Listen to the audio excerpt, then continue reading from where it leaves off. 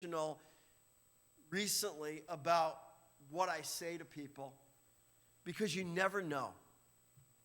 If you bring a discouraging word to somebody, you could make the situation worse. If you bring an encouraging word, that may be just what they need for that moment. But the idea of speaking a word into a hopeless and desperate situation can bring healing. And you've heard this time and time again, but the illustration that makes most sense to me is the time of my 3-year-old son's death. You drive 45 minutes because your wife calls you and says, our son is not doing well. And on the way there, I hear, he's already stopped breathing once. So great. I'm begging God. I am pleading with God. 45-minute drive to the hospital, and I get there, and there were 2 or 3 times when I was down on the floor, tile floor, not really conducive to kneeling, on that floor, begging God to either raise him up and save him or take him home. Well, obviously, the Lord answered the second. Desperate, desperate, desperate situation. Maybe you've experienced stuff like that in your own life. Maybe you've been around people who were in a desperate situation and needed to hear a word of hope in a hopeless and desperate situation. Well, this is exactly what we're going to see in this text this morning. The idea that Jesus' powerful word can bring healing in a hopeless situation. Okay? And I'm going to quote this probably more than once. But Genesis 1:3, there's a pattern in the book of Genesis where it says, and God said, let there be, and there was. The very powerful word of Genesis 1:3, I believe, church, very possibly theologically was Jesus Christ himself speaking everything into existence.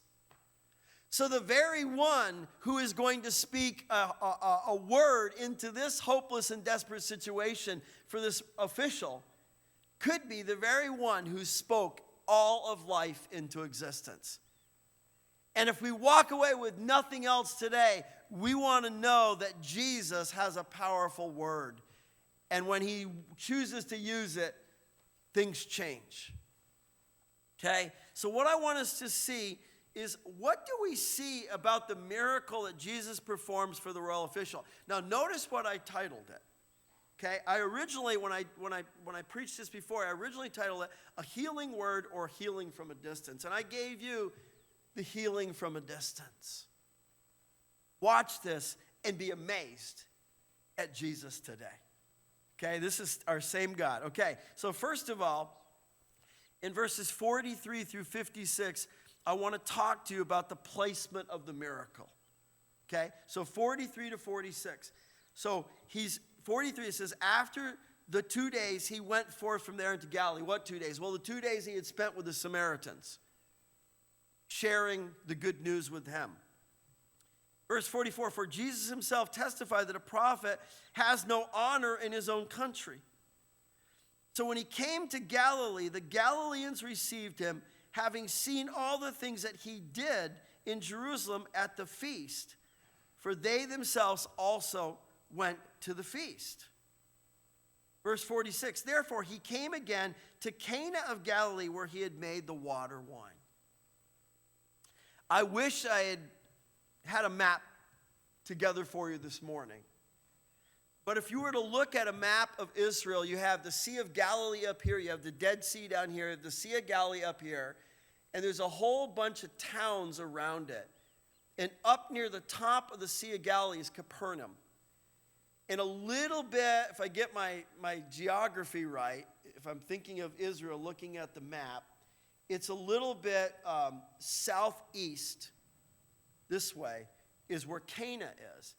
And Cana is about 20, I saw different commentators say anywhere from 14 to 20 miles away from Capernaum. So if you think about 14 to 20 miles, okay, probably from here, from Neenah, because it's about 13 to our exit in Richmond. So about from here to, I don't know, a little bit past the Richmond exit, okay? So just think about that. And I also want you to think about the geography and the topography, okay? If I were to start walking home today after church, fairly flat, right? It's not in Israel, okay? It's going to be very rocky, very rough terrain, okay? So he goes to this region, okay? The placement of the miracle, I don't think it's accidental. So after 2 days with the Samaritans, he goes to Galilee. So he goes from Samaria, which is down here, the middle, and he's going to go up this way toward the Sea of Galilee, okay? And he ends up going to Cana. Why? Because the text, John tells us, he testified that a prophet has no honor in his country. Okay, Mark 6:4, Matthew 13:57, particularly Luke 4:24. He goes there, and that's when he has an encounter with the people in the synagogue, right? And he says, and by the way, Isaiah has been fulfilled today in your hearing, and what do? They run him out of town.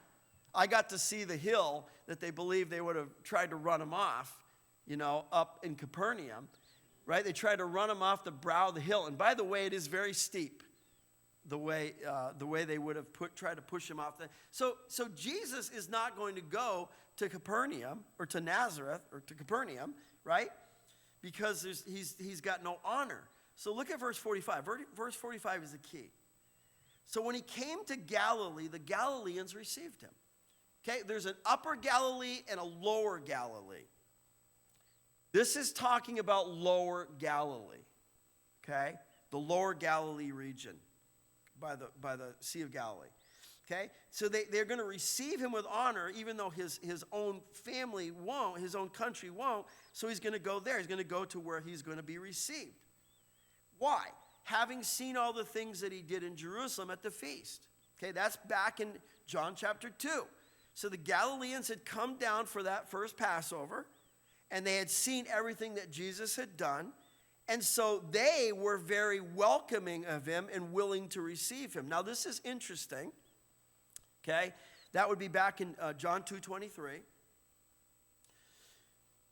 The Jews up in the upper Galilee region were more open, and I learned years ago, it's really interesting, that the Judean Jews, the ones that are down by Jerusalem, were more rigid when it came to the Gentiles. Okay? The upper region where the Galilee is, they were more open to that. So they were more open to stuff, okay? So he's received by them because they see it as miracles. Now that's important because in a minute, Jesus is going to say something to the royal official about miracles, okay? So it sets the context for that, okay? And the Bible tells us in verse 46 that he came again to Cana and Galilee where he had made the water wine. So he'd come up, right? He had gone from Jerusalem up through, and again, where was he in chapter 3 of John? He was down in Jerusalem. He was having that conversation with Nicodemus. He moves his way up. He's planning to go up to Galilee, and he takes that little detour in chapter 4, right, with the woman of Sychar. Okay, so he's moving up, and this is where he had planned to go in the first place, right? And then we find this in verse 46 as well. And there was a royal official whose son was sick at Capernaum. So it's roughly 20 miles away, okay? And again, what's all of this about? All these miracles are John 20, 30. It's all about 20, 30, and 31 is doing the miracles so people will believe. The miracles should establish for the Jews that he is the Messiah. Okay, so that's why he's doing these. Okay, now watch this in verse 47. We have the plea for the miracle. When that would be the royal official, and again, we don't know who the royal official is. The text doesn't tell us. I read all kinds of different speculations about who the royal official was. Was it an official of the court? Was this guy Jewish or Gentile? I'll tell you in a minute who I think he is in terms of his nationality, but we'll just leave it there for now. So he hears that Jesus had come out of Judea into Galilee. Okay? So he hears that he's coming up. He went to him, the royal official went to him in verse 47, was imploring him to come down and heal his son. Why? For he was at the point of death.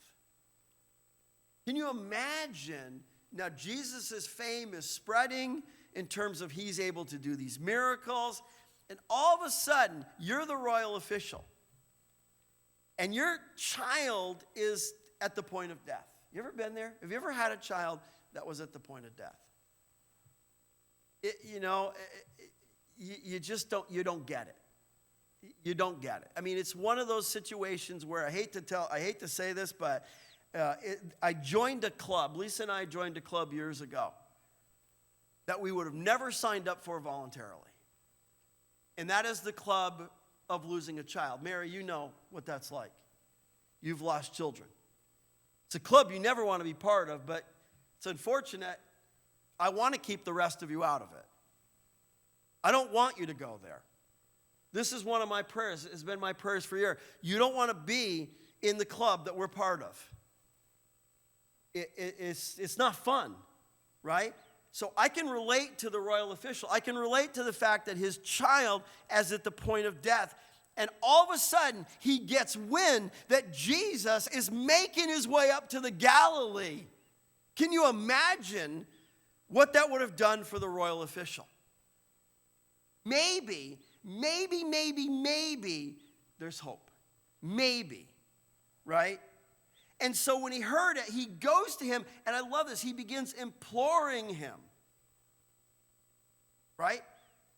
And he kept it up. This idea of imploring is not just imploring him once, like, please. It's beg, beg, beg, beg, beg, beg, beg. I am desperate. I need you to do something for me. You know, 2 Corinthians 12:8, I'm reminded of a time where the Apostle Paul is facing a desperate situation in his own life. And he has been tormented by a messenger of Satan to keep him humble. And many people think it's some kind of physical something that's keeping Paul from focusing on ministry. And so the scripture tells us in 2 Corinthians 12 that he implored the Lord 3 times. Take it away, take it away, take it away. And I'm not talking about, hey, Jesus, would you take it away? 20 minutes later, Jesus, would you take it away? I believe Paul was on his face before the Lord, begging God to take it away. Have you ever been in a desperate situation like that? Where you are on your face, begging God to change your circumstance. This is what's happening here. He's imploring him. Why? Please come down. Now, you say, well, come down. If you look at the map, Cana's here, Capernaum's up here. Again, how is that coming down? Because of the elevation, right? Capernaum is at a lower elevation than Cana. Cana is higher. So he's like, come down these 20 miles through rocky, rough terrain. Would you please come down because my son is at the point of death. This is interesting. Just some thoughts, right? The father left the son who's about to die. What father leaves their son who's about to die? If you've ever been there, you want to be there. You don't want to leave your child. You want to be there. The father leaves his son who's about to die, and he's willing to travel 20 miles to reach Jesus. Now think about this logistically, to have him come back another 20 miles to heal him. If your son is at the point of death, by the time you get there and back, more than likely he's going to die. That's how desperate this father is. And the question is, why doesn't he send a messenger? That's how desperate the father is. He's going to go himself. The father was so desperate that he himself left his son and goes to Jesus. He doesn't send a servant. The little one, that's what that word means here. His son here, it means the little one. Boy, can I relate to that. The little one was at the point of death when the father left him. The question is, could he have actually died while he was on his way to Jesus? See, all of these details right here in 47 show how desperate the Father is. You know the old phrase? Desperate times call for desperate measures. He was desperate, church. He was desperate. Let me ask you a question. How desperate do we have to be to cry out to God? You know what I think is missing in much of the church today? We've lost such a reverence for God. We have lost such an honor for the one who is the Almighty, that we no longer are crying out in desperation and dependence on God for what we need. Why? Because we got this one. When do we cry out to God? When we think we can't handle it anymore. And I think that's why God puts us in desperate situations, to show that only He can rescue like that. Then, in verse 48, so Jesus says to him, unless you people see signs and wonders, you simply will not believe. Well, this is really interesting. The man is coming to implore Jesus. I'm begging you, please. And what's he get back? He gets a rebuke. He gets a rebuke. And what I think is interesting is Jesus is rebuking them the way he often does in the scripture, the Jews, for not believing. You know, you beg for a miracle to prove, but you won't just simply believe. Now, this is kind of ironic because the whole purpose of doing the miracles in the Gospel of John is so they would believe, but here he's rebuking them for wanting a miracle. And you say, well, what nationality was this guy? Was he Jewish? Was he Gentile? This is really interesting. A cross-reference, which I did not give you, in 1 Corinthians 1:22, Paul's talking about the wisdom of God. And he's talking about Christ being the wisdom of the Father. And in the middle of there, he's talking about human wisdom. And he says the Greeks or the Gentiles seek knowledge. The Jews seek signs. Now think about this. He's rebuking this guy for imploring him to do a miracle. Could this guy be Jewish? Would he have said that to a Gentile? I don't know. Maybe he's a Gentile and he's speaking past this Gentile, and he's speaking to those around him, the Jews around him, saying, why are you seeking a miracle? Why won't you simply just believe? Come on, you know the old adage, right? How many of us have met people that said, you know what? I'll believe in Jesus if he comes down and stands right in front of me and does a miracle. Or I'll believe in him if I walk out into the middle of the ocean and he saves me. Okay, God's not going to rescue stupidity, right? God doesn't play that game. God doesn't, well, I'll believe in you only if. See, Jesus is frustrated here, right? But here's what I think is different about what this man is doing with what the Jews were doing. The official isn't demanding a sign. He's simply imploring. But for whatever reason, Jesus rebukes them. He rebukes him and rebukes the crowd, right? Jesus here seems to be disappointed that the Galileans see him only as a miracle worker. I wonder how many people in churches today follow Jesus because he's a miracle worker, because of what he can do for me. Let me ask you a question, church. If Jesus took everything else away from you right now, would you still follow him? Would you follow him if he doesn't heal your son? Would you follow him if you don't get that new job, Kevin? You don't get the, right? Would you follow him if he didn't do that miracle for you? That's something we've got to face. Are we willing to follow him even when he doesn't do the miracle?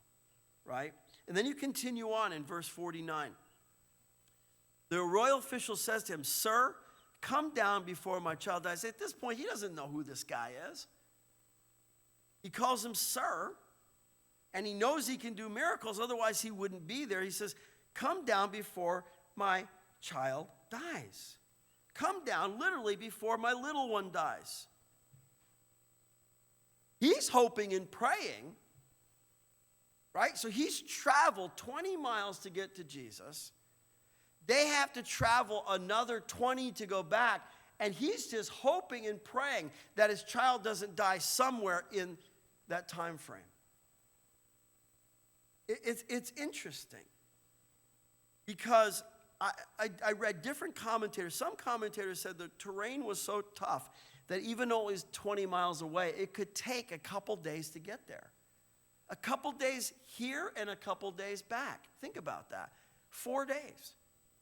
He's hoping and praying that his son hasn't already died. That's how desperate he is. That's how much hope he is going to put in this one who can heal his son, the only one who can heal his son. And one of the commentators I read this morning, he said if he was an official, a royal official, he probably had some wealth. And he could have very possibly spent all his wealth and resources on trying to heal his child, and none of that was helping him to get any better. So he was definitely desperate, coming to the one that he heard can bring miracles. He believes that Jesus has the only power to save his son before he dies, and that he must come to him to save him. He must come to him. See, he's not thinking outside the box. He's thinking Jesus has to be there physically to heal him. This is why I titled it Healing from a Distance. Jesus doesn't have to be there. See, he doesn't know who this man is yet. He will find out, but he doesn't know who he is. He doesn't know that the very one that he's asking to heal his son can heal from 20 miles away. The very one who spoke everything into existence, and it was. He doesn't understand the power of the Messiah. It's incredible. He's ignorant at this point. All he knows is I need a miracle for my child. But he doesn't understand theologically, right? John 11, 21 and 32. Jesus is greeted by one of the sisters. Can't remember if it's Mary or Martha. She says, if you'd have come on time, Jesus, you could have healed my brother. And what I think is beautiful is earlier in the story, he tells the apostles, he says, I'm not going to show up on purpose. I'm going to let him die on purpose so that the glory of God might be manifested. Jesus' timing is perfect, and he doesn't have to be there. This guy doesn't know that, but he's thinking Jesus has to be there. He doesn't understand the true power of Jesus to heal, which he's about to demonstrate. Again, he thinks he has to be there physically to heal him. Had Jesus had done this the way the Father expected, it would have been too late. It would have been too late. But we also know, right, that Jesus comes along later on and says to the little girl, Talitha Kumi, rise, little girl. We know he can do that. This guy doesn't know that, right? But what I think is beautiful in this whole story is Jesus doesn't panic even though the Father's desperate. You catch that? Jesus doesn't panic even though the Father is desperate. How many times are we desperate and God doesn't panic, church? I heard a dear friend of mine tell me years ago, he said, there is no panic button in heaven. Are you grateful for the fact that my Father doesn't panic? The day Joel died, church, God wasn't flipping out. God wasn't going, oh no, what am I going to do now? And I remember a reporter asking me about the situation. I stood in the church parking lot.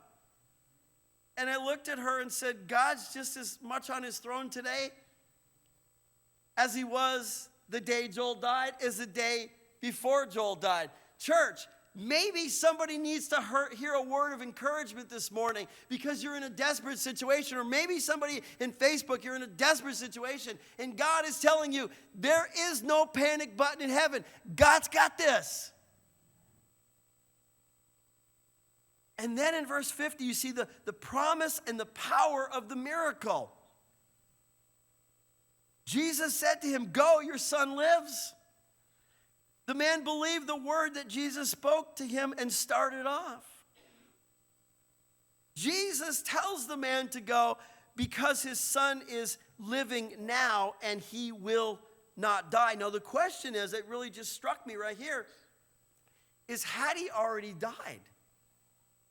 Or does Jesus keep him from death? We really don't know. All we know is he says, your son is alive. Your son lives. Whether he raised him from afar, wouldn't that be a far greater miracle than even healing him? Your son's alive. Jesus heals the man's son from a distance without ever going to him, just with his powerful word.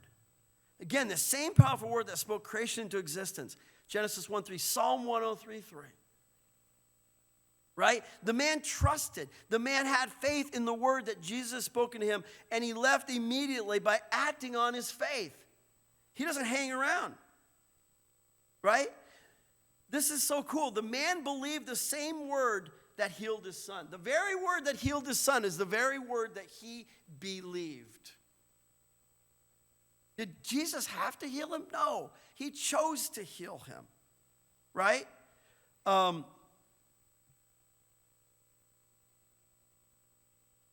would he have gone to Jesus? Because either he had seen or heard, and he believed, and he continued to believe.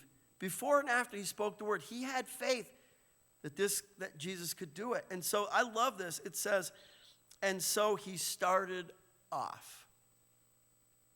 The text doesn't tell us, but $20 says dad's running.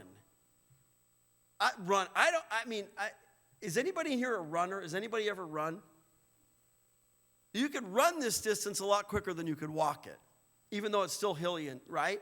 But you got to believe that he's like, he said it. It's going to happen. He didn't question him. He didn't say, by the way, are you sure? No, he believed and he went, right? And